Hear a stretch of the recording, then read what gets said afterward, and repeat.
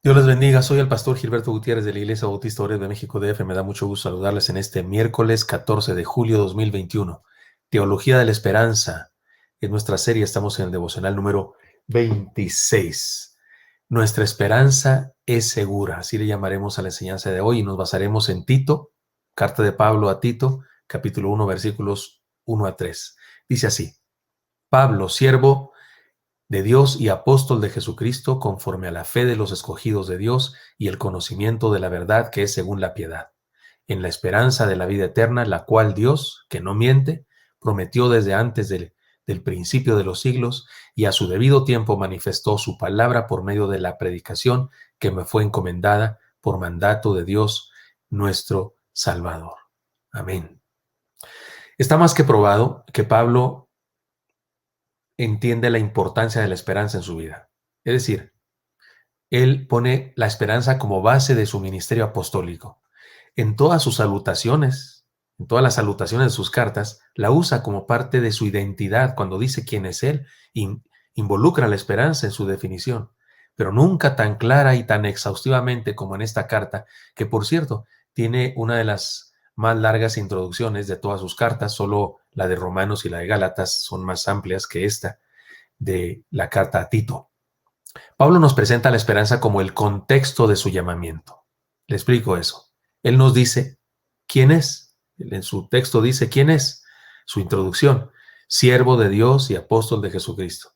Es decir, que Dios el Padre, el soberano, lo llamó, pero él es esclavo de Dios. Así se define, como esclavo, siervo de Dios. Y Cristo, que es la cabeza de la iglesia, es a quien Pablo identifica como aquel que lo envió a dar testimonio de la fe. Por eso dice siervo de Dios y apóstol de Jesucristo. Luego dice cómo fue llamado y nos aclara: conforme a la fe de los escogidos de Dios y el conocimiento de la verdad que es según la piedad. Dos cosas entonces: la fe, su fe a través de la cual puede convertirse. Dios por gracia lo salva, pero él cree en Dios. Y luego la palabra del Señor que le guía en la transformación. Es decir, que por medio de la fe y el conocimiento de la palabra verdadera es que él sigue en este ministerio de la predicación al que ha sido llamado. Y como culminación nos dice, pues de su definición de quién es, nos dice cuál es el contexto de su identidad y llamamiento. Es decir, nos dice dónde ejerce su llamamiento. Y aquí viene lo más importante del pasaje, bueno, para nosotros que estamos con Teología de la Esperanza. Pablo es llamado a vivir la fe y la palabra de Dios en la esperanza de la vida eterna. Así dice Pablo, en la esperanza de la vida eterna. Es decir, que fue salvado y llamado para vivir en esperanza. Y en el pasaje está implícita una definición de esperanza. Me parece que podemos obtener de entender este pasaje por completo, podríamos entender lo que es la esperanza resumiéndolo de esta manera. Somos escogidos por Dios por haber creído y somos transformados por el conocimiento de su palabra para vivir seguros, felices, plenos, mientras llegamos a la vida eterna.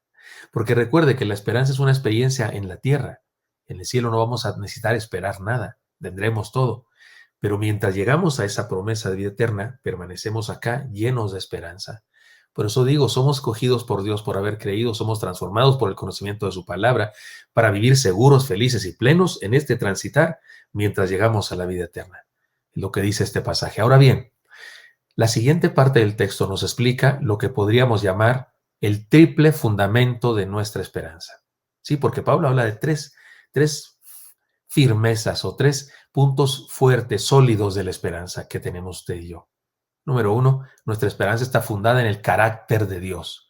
Pablo dice y lo aclara. Usted y yo no necesitamos que nos lo dijera Pablo, ya lo sabíamos, pero el hecho de que nos lo aclare Pablo es importante porque nos está estableciendo como un fundamento para la esperanza de la que nos habla.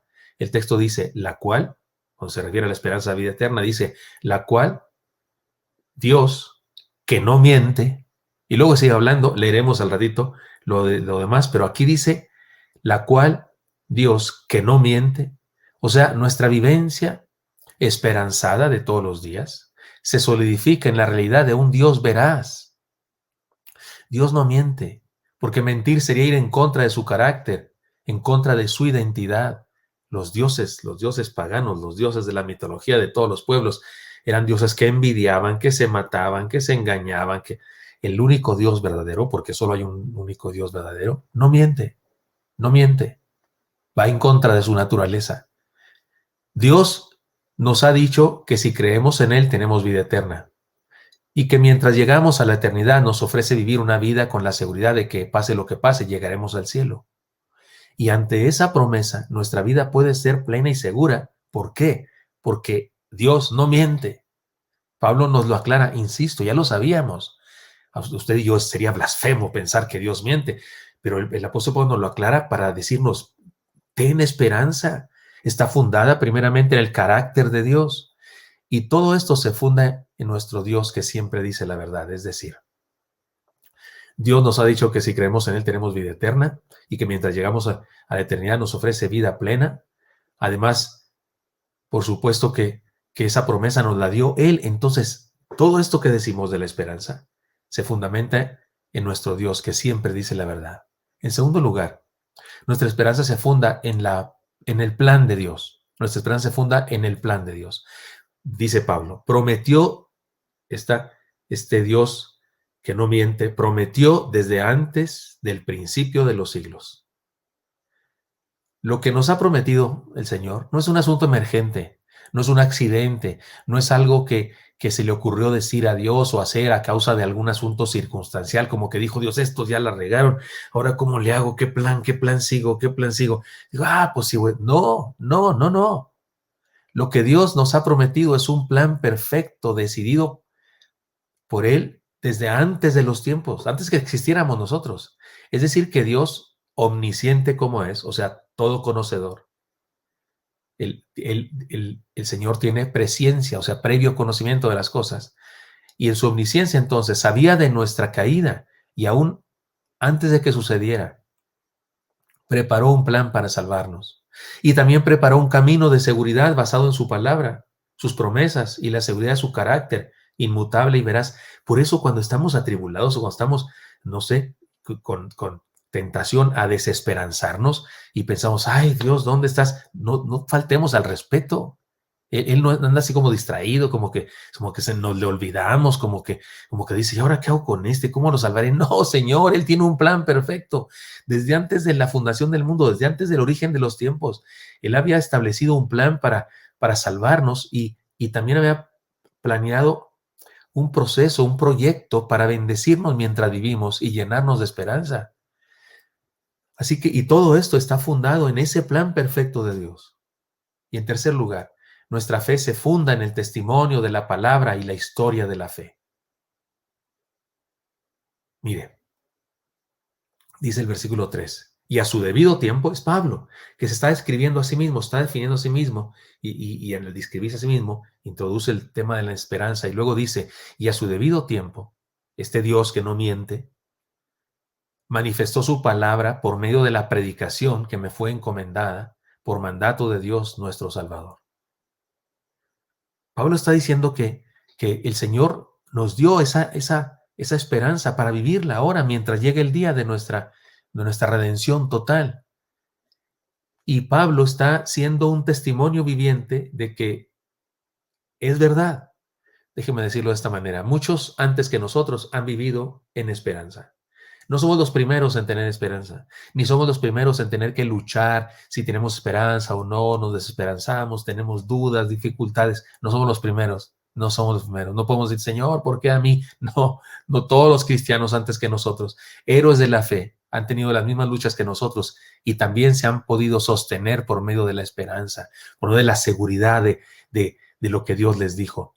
Su ejemplo de estos antepasados nuestros debe animarnos. Y antepasados me refiero a los que ya están en la presencia del Señor, pero también a los que están aquí con nosotros y nos llevan a la delantera por viejos, por experimentados, por santos, y nos llevan a la delantera. Podemos ver el ejemplo de esas personas, esos santos hombres de Dios, y podemos seguir su ejemplo.